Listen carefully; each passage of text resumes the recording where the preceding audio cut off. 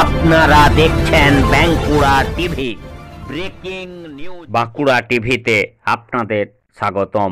বাঁকুড়া টিভির chief editor the tiger journalist দাদা উত্তম দে তুলে ধরছি কোচবিহার শহরে জলমগ্ন হওয়ার খবর।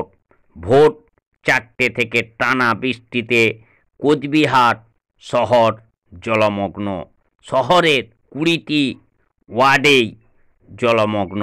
এদিকে কোচবিহারের তোরসা নদীতে বাড়তে শুরু করেছে জল। আশঙ্কায় কোচবিহার শহরের মানুষ। দেখতে থাকুন সেই খবর একমাত্র প্রতিবাদী চ্যানেল বাঁকুড়া টিভির পর্দায়।